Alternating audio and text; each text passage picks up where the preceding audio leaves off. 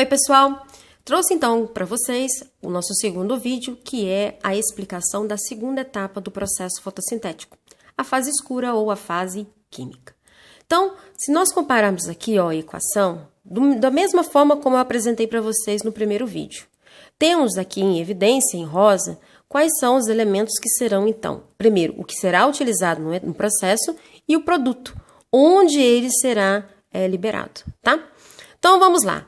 A fase escura ou fase química recebe esse nome em função dela não utilizar da luz solar para sua ocorrência, mas não significa que ela vai acontecer somente à noite, tá? Muitos alunos acabam tendo essa dúvida, então não significa que vai acontecer à noite.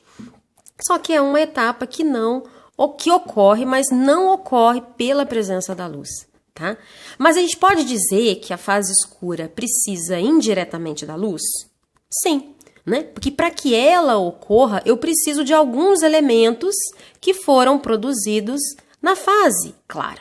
Tá? Então, é muito importante vocês saberem disso.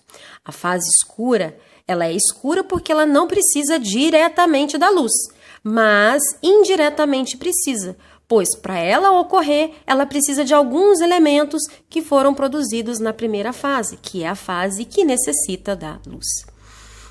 Bem, esse processo ocorre dentro do estroma no cloroplasma, tá? Então, aqui eu tenho a localização desse estroma. É uma parte, preenchido por uma substância que tem uma constituição bem semelhante à constituição do citoplasma da célula. E mergulhado nesse estroma, temos então aqui, os tilacoides, tá? Mas essa etapa ocorre aqui, no estroma. Lá no estroma, eu vou encontrar uma substância que é a ribulose bifosfato. Justamente por ela ser a primeira substância a se associar ao gás carbônico, que esse processo recebe o nome ciclo das pentoses.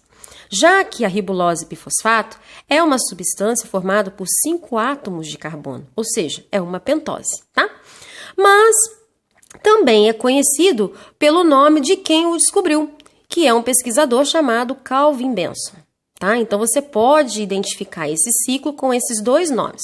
O nome próprio, que é o ciclo das pentoses, ou o nome do seu descobridor, Calvin Benson.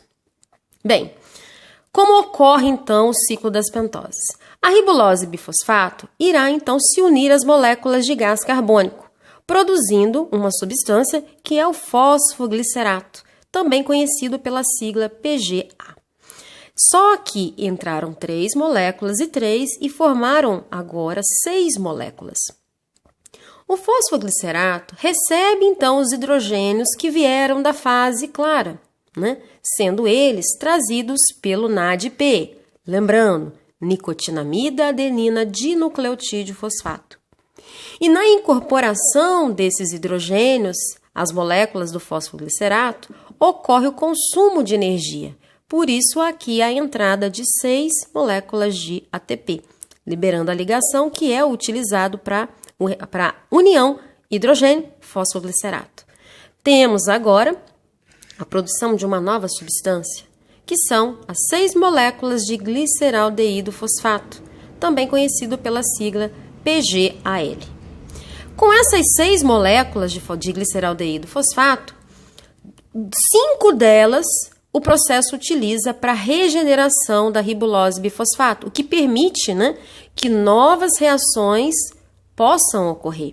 E apenas uma delas, uma molécula de PGAL, será reservada para a síntese da glicose. Tá? E na regeneração, essas 5 moléculas de PGAL perdem moléculas de água e nessa perda ocorre também o consumo de ATP. Tá? E temos então a reconstituição da ribulose bifosfato. Observaram que no processo eu posso dividir o processo, o ciclo, em 3 fases distintas. Tá? A fase da fixação é a fase de união ribulose bifosfato mais CO2 formando fosfoglicerato.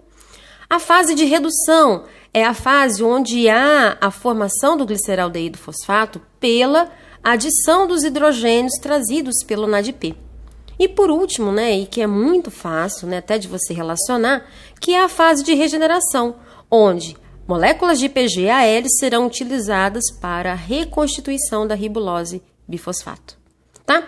Então, espero que vocês tenham entendido, tá aqui o processo. Ele é bem simples, exige um pouco, logicamente, um pouco de dedicação e estudo para você compreender todo o processo, tá? E lembrar o seguinte, o nome fase de escuro não significa que o processo vai ocorrer durante a noite, não, hein? Muitos alunos acabam me perguntando isso, né? Porque, mas a fase de claro ocorre de dia e a fase de escuro à noite? Não. As duas ocorrem enquanto tiver luz, seja ela artificial, seja ela luz solar, tá? Então, só é chamada fase de escuro em função de ocorrer na ausência da luz, ou seja, não é necessária a luz no processo em si. Mas podemos dizer que é um processo que depende indiretamente da luz, né? Porque para que ocorra, eu necessito tanto de ATP quanto do NADPH2.